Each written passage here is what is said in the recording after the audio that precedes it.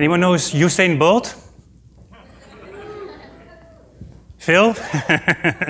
Olympics, gold medalist.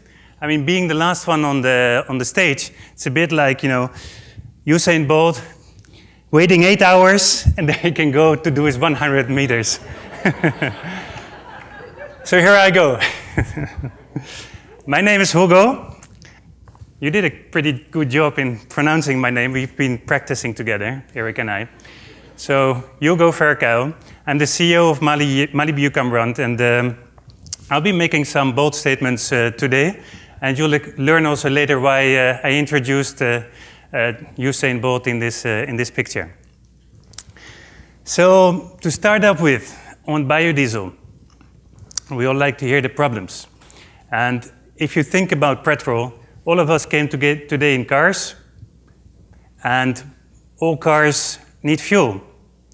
And so, living in a place like Mali, in West Africa, in 2008, we all remember prices spiked $140. Here, you may say, well, you know, that we feel it, we're not happy about it, but we can deal with it. In a country like Mali, Burkina, where we are operating, it led to social unrest. People would run to the pumps, fuel station, as you see here, to try to catch these last liters that were there. Prices are spiking, and people are unhappy. I can feel it in the audience. I mean, that's a kind of dreadful story. I have a good news as well. We have a product which is called biodiesel. Biodiesel, which has good quality, and here you can see in the car biodiesel being filled up at our factory. So there's solutions out there. An example of our product, and our ambition is to be the leading specialty oil and biodiesel supplier in the whole of West Africa through localized production. And you will understand later why localized is important for us. So we produce high-quality specialty oils and biodiesel in a West African market that currently already is $200 million US. That's quite a significant market. That is something, I mean, here in the valley, you think big. Well, of course, we consume a lot more fuel here, but already, if you can tap that market of 200 million, you have, what I say, a large company. So, what we do, we produce biodiesel at prices and we sell them at 15% lower than the prices at the fuel pump, at the fuel station. And at the same time, you will learn throughout this presentation that we increase incomes of farmers of almost 30%. Now let me walk you quickly through this value chain. First thing is, we as a company, we buy oil seeds from farmers. As Eric just mentioned, you've seen over the past years, Jatropha companies passing by. We do Jatropha as well. Later you will learn what we do different. We buy this and then we extract them through a new type of extraction, which is a butane press. Won't get into the details. Believe me, it has a higher efficiency, lower cost, higher production. So, and very important, it can extract oil from multiple feedstock, multiple different oil seeds at the same time. One of our products is oil. What you can do with oil is, for instance, make plastic bottles. I'll come back to that plastic bottle later on. So we sell oil. Then part of it, we have a refinery in Mali. So we refine the oil into biodiesel. We get biodiesel, sell biodiesel. We have another product which is called glycerin. And that glycerin goes back into the oil to make soap. So both oil and glycerin are locally sold to soap factories that make soap out of it. Then, when you extract the oil seeds, of course, you have oil and then you have press cake. What do we do with the press cake?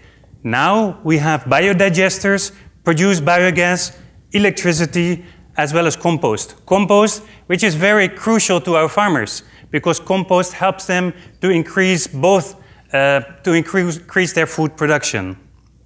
Now, how do we do it? How are we organized? And more important, what makes us different this year from all those others that have been passing by here? First is, most of these companies, examples, Eneco, big energy company from Holland, they spent 10, 12 million US dollars in setting up large-scale plantations. Then they had to hire labor. There was no labor. Labor was too expensive. How do we do it? We think big in terms of lots of smallholder farmers that work with us, harvest, and we have extraction sites close to these farmers, and so that we take out the middlemen, they get the best price of their products.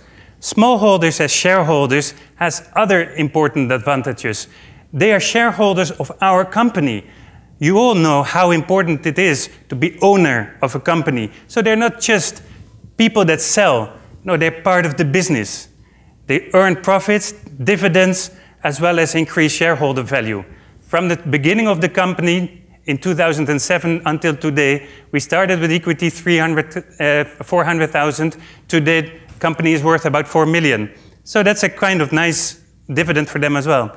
Most of these others did plantation. What we do is smallholder intercropping, both food as well as fuel. It's not only about food security, it's food and fuel. Then, coming back to the whole issue, I met an investor the other day here in the valley. Oh, don't talk about fuel, energy, renewable energy here, because everybody will look at you and say, you're one of these guys that takes out land from farmers so that they can't eat. You're bad. You're not supposed to do that. Am I doing that? No. You can do food and fuel. And I'll show you later how we do that. So, most of these companies, why did they spend 12 million US dollars? There's plenty others out there as well. They spent $12 million. Imagine 10, 20,000 hectares of land full of jatropha. That's a significant cost. If you have to invest that. In 2009, 2008, I had a meeting with the president of the board. He said, Hugo, how are you going to deal with it? I said, I think I better outsource that cost because, you guys, you will never pay for that. He said, smart, but how are you going to do that? I will tell you in a minute. I will not tell all the secrets, by the way, but you have to be careful. There's so many smart people out here. So you might be taking over part of this business. Anyway, so from going, last point, so we go for outsourcing. Then from single feedstock, we move into multiple feedstock. And throughout the presentation, we'll be checking this. So here you meet Naku Bali. You met a lot of farmers today. This is my favorite farmer. She's a 70-year-old woman.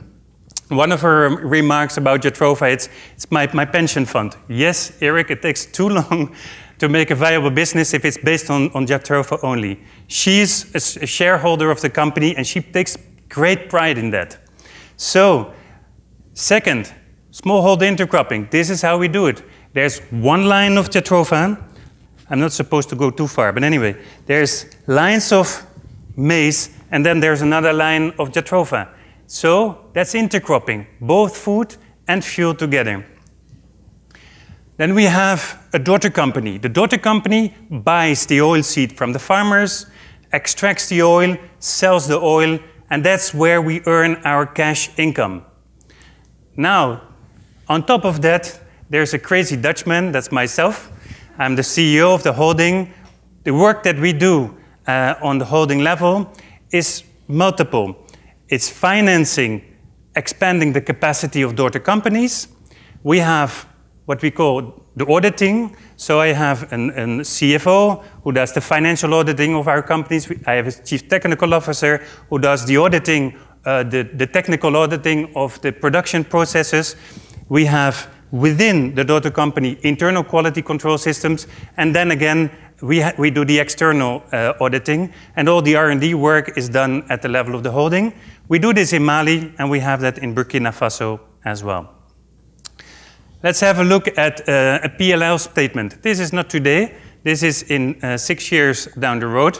At full production, you'll have total revenues of 6 million through the sale of the products that I've just shown, and the cost about 4.8 million. And that gives us a net profit of about 1.2 million US dollars, 25%.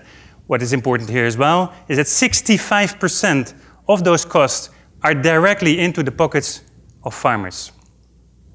Going to revenues, this is the green one is Mali, the yellow one is Burkina, this is MBSA, and total revenues, increasing consolidated revenues up to almost 8 million in 2018.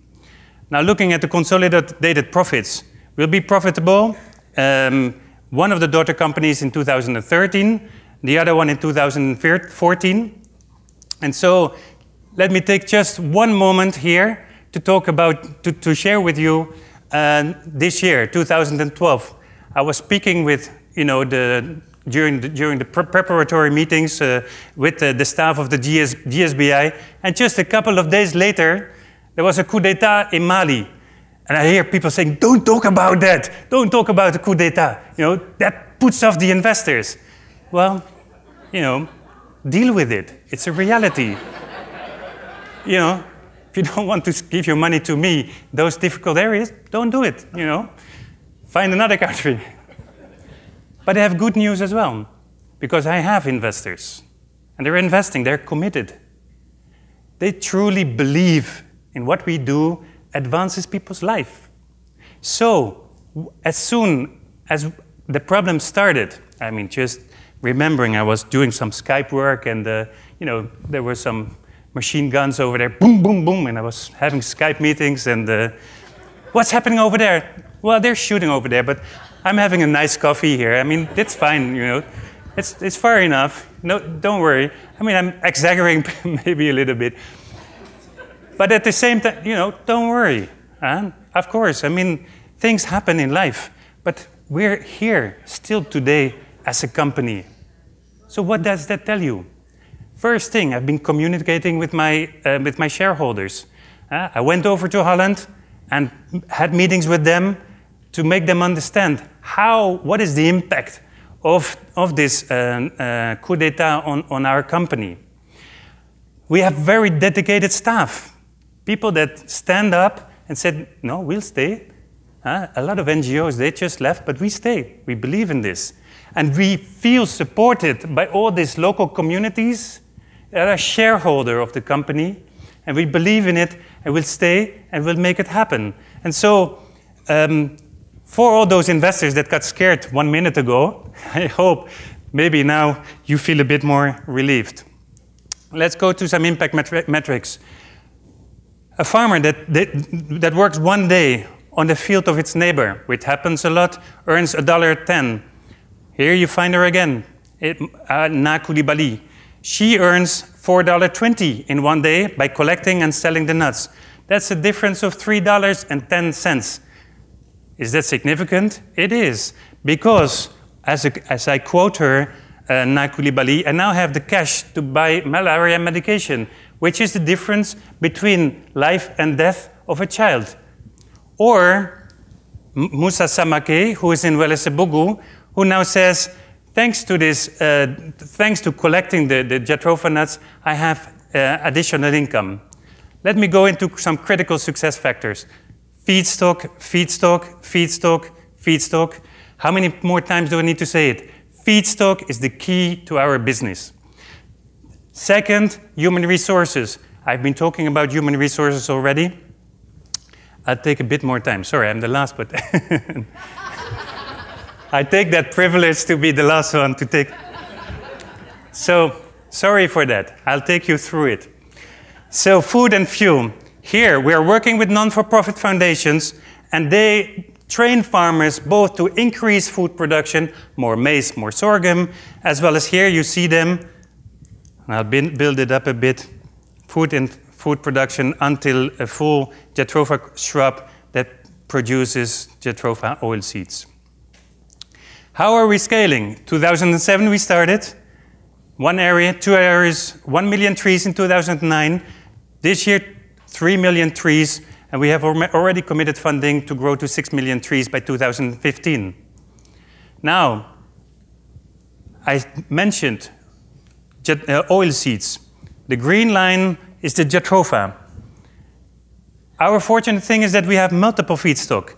Ximenia, another oil seed that we purchase, so that by the year of 2013, we already had full scale for the first press. That's what makes us different. Check, multiple feedstock. Scaling up the production capacity, we had a refinery in 2009. This year we had another oil extraction refinery in Mali and in Burkina Faso by 2015. So, I'm almost closing. Going to the financing and upscaling model. First, in 2008, we already have a loan from the French Development Bank that allows us to set up a first oil extraction site in Mali. And next year, we use their financing to scale up in Burkina Faso. Now, my offer to you is, if you're interested, come in and start us up in a new country. We want to be the leading specialty oil and biodiesel supplier in West Africa. That doesn't stop when it's Mali and Burkina. Next phase will be to go to Senegal. To be in Senegal, we would be looking for 600K dividend or equity financing to set up the first oil press in Senegal. And then by 2016, 900K to set up the first biodiesel refinery and, in Senegal. Also, another issue that I would like to come back to is this plastic bottle. You've been thinking, maybe you forgot about it, but I didn't. This plastic bottle. I was walking yesterday in the Safeway. Coming from Mali, we don't have any supermarkets in Mali, so it's kind of funny to walk around and see these enormous aisles full of nice food. And I mean, I've been enjoying myself. Maybe anyway. And I got attracted by this plastic bottle. I don't know why, but I saw this bottle. First, I moved away. Then I came back to this bottle. I said, well, let me pick it up. I was thirsty also. That helps. And so I was reading it. I will not be doing any, well, I will. Odwalla. Anyone knows Odwalla? Yeah? Is it nice? I thought so too. Now, why do I say this? Odwalla is having a project with an NGO in Haiti. Every 10 cents of this bottle goes into the project and goes and helps smallholder farmers. My challenge, I don't know, there's less people than in the morning, but still quite a number of them. Smart, bright people, you're all very well connected. Your challenge is, look, find me the company that will top up its product with 10 cents, yes? And these 10 cents will generate that, we'll put that in a fund for our next not-for-profit foundation in Senegal, and we'll help farmers to plant trees and to help us then to set up, they'll be owners, co-owners, and to set up the next factory in Senegal. Is that a deal? Yes. Who said yes? I didn't hear it. Because I think almost all of you. So cool. So that's another word I learned here. Cool. What's up? I'm coming back to Usain Bolt. And so all my cohorts that are up there, please rise. Woo! So I would really like you to yell the next phrases, yell them out as loud as you can. We're ready. Harder! We are ready? Are you ready? Let's go!